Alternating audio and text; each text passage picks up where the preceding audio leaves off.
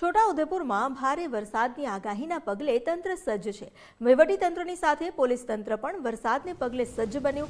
NDRF અને SDRF સાથે સંકલન કરી પોલીસ કામગીરી માટે તૈયાર છે। પાણી ભરાયેલા કોઝવે અને જોખમી જગ્યાએ ન જવા પોલીસને અપીલ કરી છે। પોલીસે અફવાથી દૂર રહેવા અને સત્તાવાર સૂચનાનું પાલન કરવા પણ અનુરોધ કરવામાં આવ્યો।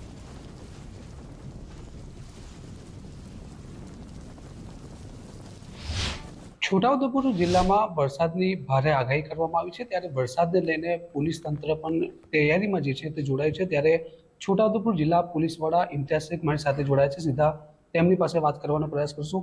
સાહેબ, જે રીતે વરસાદની આગાહી આપવામાં આવી છે, પોલીસ તંત્ર કેટલું તૈયાર છે?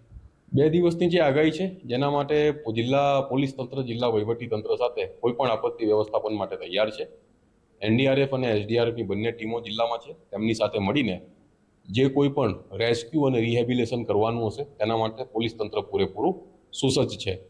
મારી મુખ્ય જાહેર જનતાને અપીલ છે કે પાણી ભરાયું હોય એવા કોઝવે પ્રકારના રસ્તાઓ ઉપર, ઊંડા ખાડાઓમાં, અજાણ્યા પાણીમાં ઉતરવું નહીં। ત્યાં જઈને સેલ્ફી લેવા જેવી કોઈ પ્રવૃત્તિ કરવી નહીં। સોશિયલ મીડિયા ઉપર પાણી ભરાયા બાબતની કોઈ ખોટી અફવા કે પોસ્ટ મૂકવી નહીં। 112 નંબર ઉપર કોઈ પણ પ્રકારની એવી જાણકારી લાગે કે જેમાં પોલીસની મદદ હોય, વહીવટી તંત્રની પણ મદદ હોય, તો 112 ઉપર ફોન કરીને તે પોલીસની મદદ લઈ શકે છે।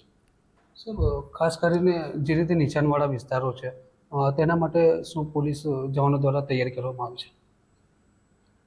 જિલ્લામાં બોડેલી જે નગર છે એ સિવાયની કોઈ એવી ખાસ મોટી જગ્યા નથી કે જ્યાં પાણી ભરાવાના કારણે ક્યારે પણ કંઈક વિસ્થાપન કરવું પડ્યું હોય।